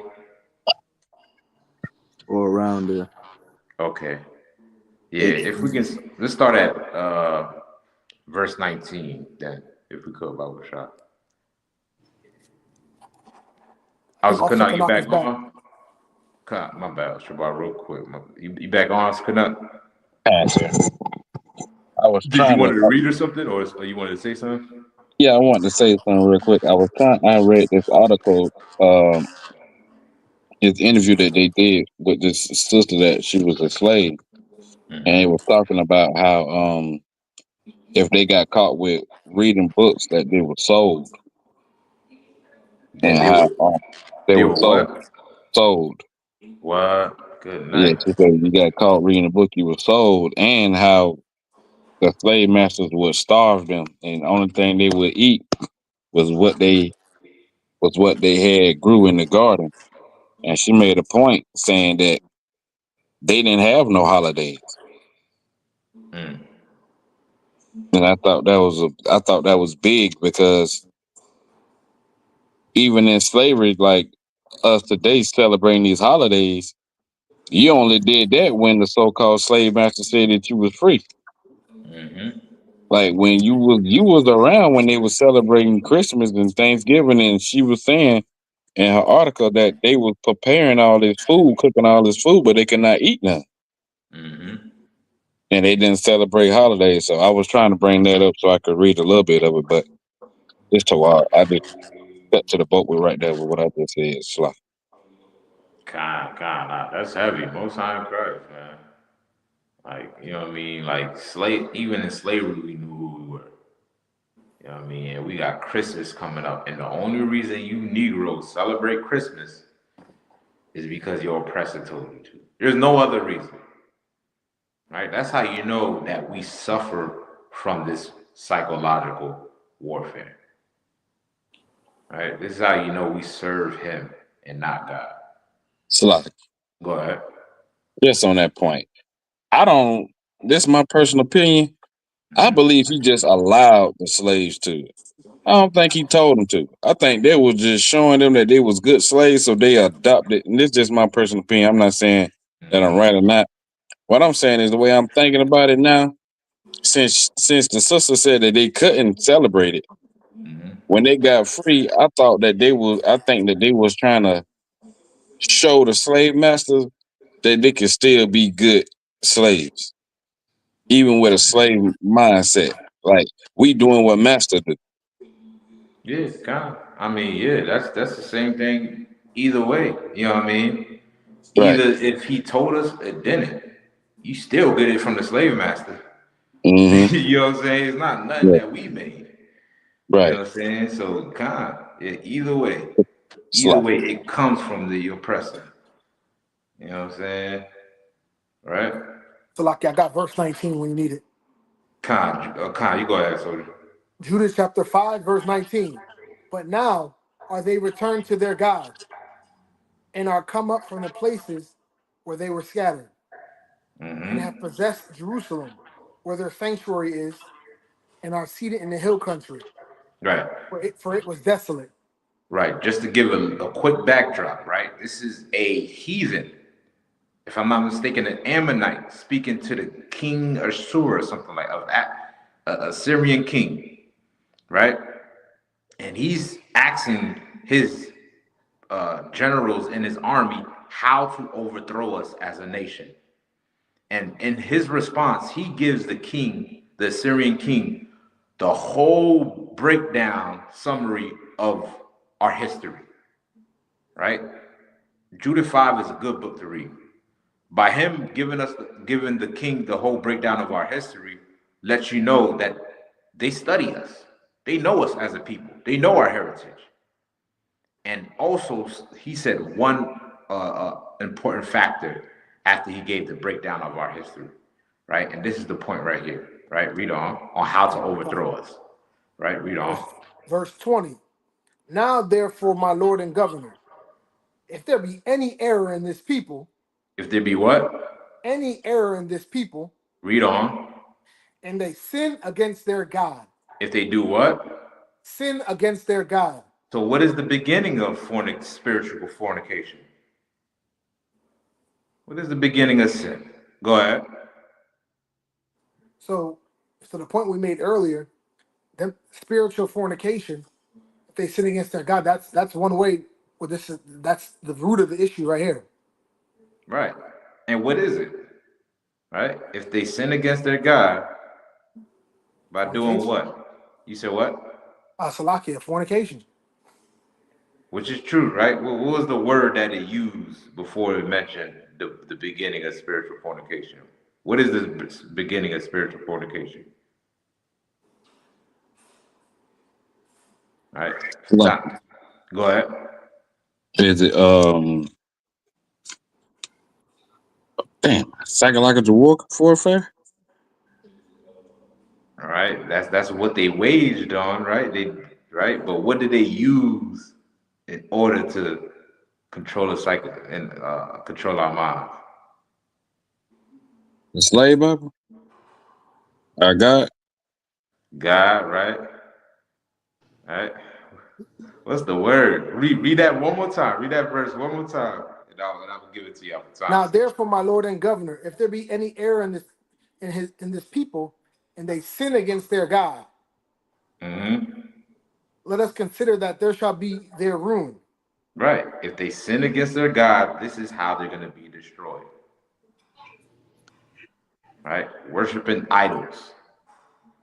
Right? If there's any error, if they serve like everything y'all said, if they serve a God other than the Most High Yahweh that's written up in their scriptures, right? This is how they're going to be destroyed.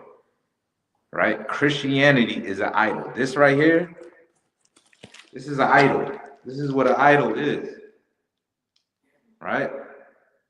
Islam is an idol, right? Buddhism is an idol, right? Zodiacs, idols, right? What else is out there? Whatever, serving yourself. Some people are so self-indulgent, they made themselves a god, right? You are an idol, right? And this is how they know to overthrow us.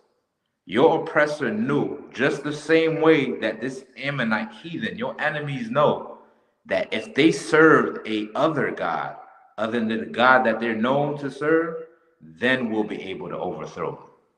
And that's the beginning of the psychological warfare that your oppressor weighs on us. Because we beat them in 1805. We slaughtered Napoleon. You know what I'm saying? You know how strong Napoleon army was in the 1800s? Not only that, we defeated two fronts and partly of a third one. We fought the French army, Spanish army, and the British. They knew they couldn't beat us physically. So what they had to do, they had to control us mentally. So he said, to hell with all that fighting. There's something out there that's empowering them to fight against us. If we control that, right, we can control them. So he created the idol of Christianity and published the slave Bible in 1807. That's how it started. And now look at us. Killing each other, shooting each other, selling dope to one another, hating on one another, harming one another. All because what's in our brain, what's in our spirits. And it's the spirit of our oppressor. Right? Any more on that? Read on. This shall be their ruin. Let us go up, and we shall overcome them. They shall what? We shall overcome them. As long as God is with us, no oppressor or enemy can harm us. As long as we're doing what we're supposed to do, guess what? They can build the most powerful bomb they can build. Listen, Pharaoh had the strongest army, and all of it was destroyed by the hands of the Most High. As long as we're serving God, there ain't nothing they can do with us. But the minute we start serving him, guess what? It's a wrap. It's a wrap. He knows that we're vulnerable now. He knows he can infiltrate now. Other than that, there's no other way possible our enemies can defeat us. No way possible. All right? So, like, what verse is that again? You can let them know, also Shabar Bakusha. Come. Judas chapter 5 and verse 20. Judas? In the Apocrypha, Judith chapter 5, verse 20. Okay. All right. I got a quick question. I'm reading this real quick for time. It says, Salaki, sir, what would you say worshiping a rapper or an artist look like? Because I feel as if I done this unknowingly, right? What I'll say what it looks like now, there's nothing wrong with being a fan of an artist, right? Of an entertainer. Some people just like music, right? Including myself. I like music. So I like listening to artists. I'll play their albums, bumping it up throughout the crib, right? Once I start to make that person the foundation or the blueprint to how I live, then that's when it becomes a problem. Come. You understand what I'm saying? Come. All right. My foundation is the Lord, the Bible. That's what our foundation should be. Right. On how to live, how to behave, how to treat one another. But the minute I decide that serving up bricks because Yo Gotti said I have to serve up bricks, You know what I'm saying? Is the reason why I'm doing it, then guess what? I'm making him my idol. I'm worshiping this man. You know what I'm saying? Because I'll believe him more than I believe God. Right? You want to say something, Officer Shabar? I was gonna have you break it down for Flock, if I may. Mm-hmm. When we were growing up, they did that with Tupac. His parents are Black Panther. He started bringing all this, what are those, the outlaws, all those different names of those heathens.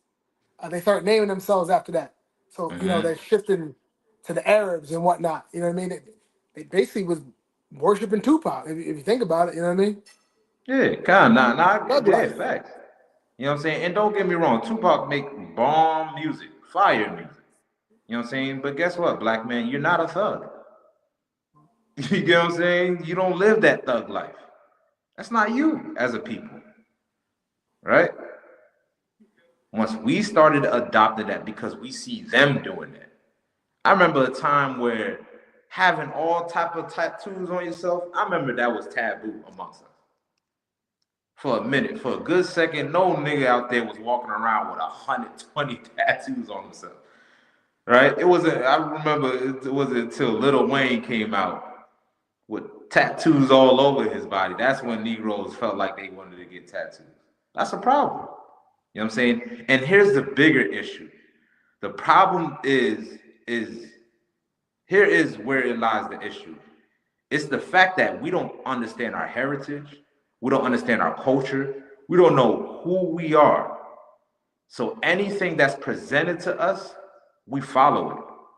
Without having a culture or an identity, you have no structure. Right? Why do you think every nation on this earth hold on to their tradition, hold on to their heritage? Right? It gives them a sense of pride on how to live, what code of ethics to abide by. But because we don't know who we were prior to slavery, you give us any rapper, we're gonna follow that person. You give us any, you shove any bull crap in our face, we're gonna follow it. You know what I'm saying? So don't mostly, primarily blame yourself or blame your brother. Man, blame your oppressor, man.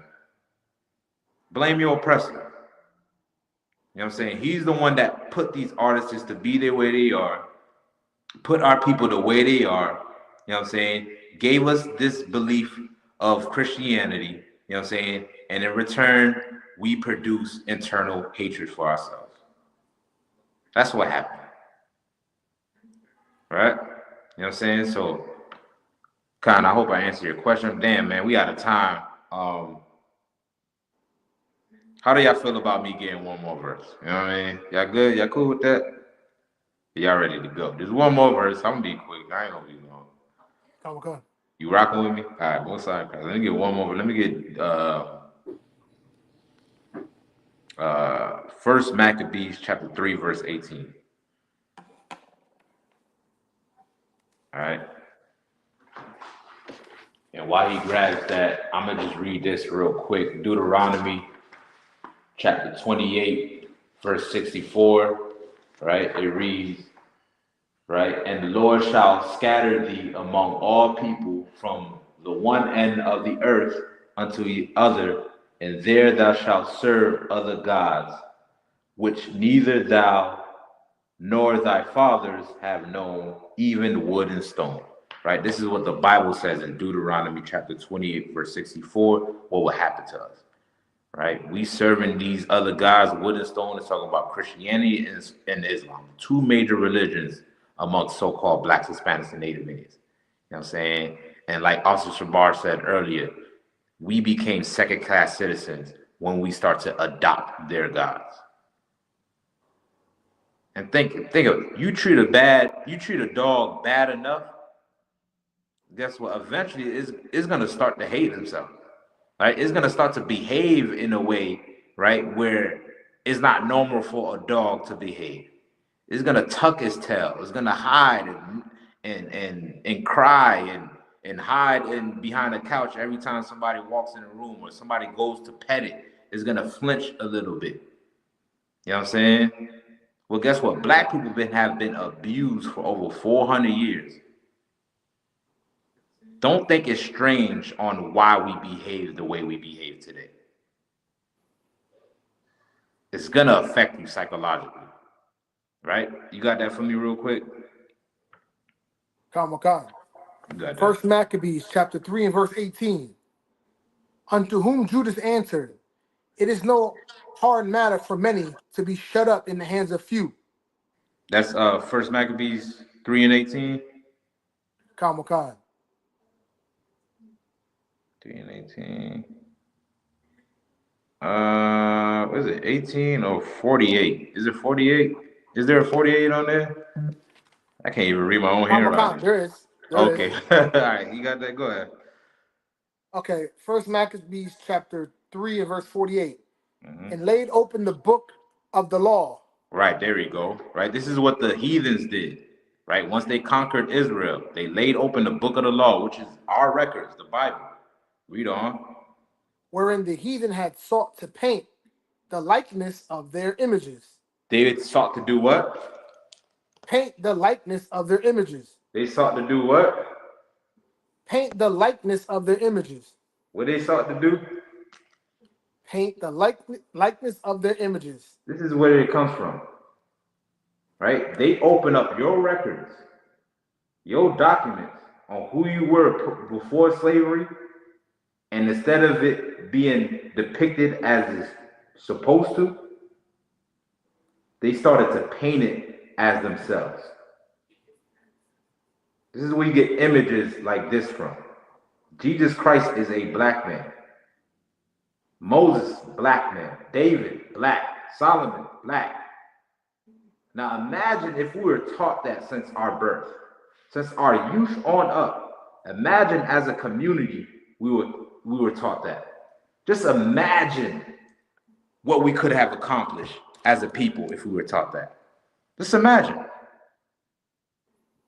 Think about how much that would affect us if we knew that the greatest man that ever walked this earth was a part of our bloodline. You don't think it would have some sort of effect on us? It would. Your oppressor knows it would. That's why they gave you the slave Bible. That's why they gave you religion. And that's why they gave you Caesar Borgia. You at war, black man, not only physically, but psychologically. Love your neighbor as yourself, so that way we can build up this nation. And with that, big up, man. Big up, everybody. All right. Big up Asa Kanat, man. The water for letting me rock it out today, man. This is my last day, I promise. I'm done. I am not coming back no more, man. I appreciate it, man. This is a mighty brother who be breaking it down every week. So make sure y'all tune in next week. You know what I'm saying? The water Officer Shabar for hopping on with me. You know what I'm saying? The water Officer Nwanya Allah for hopping on. Yeah, man, we're going to continue to rock it out every Tuesday. I don't know if anybody got their security announcements or anything before we can close it up. Or if not, man, we'll just close it up. All right. That. Shalom. Yahweh Shem Shabakatah. Yahweh Shem Alatah Shem Yahweh. Yeah, Bashin, Yeah, but So, yeah, but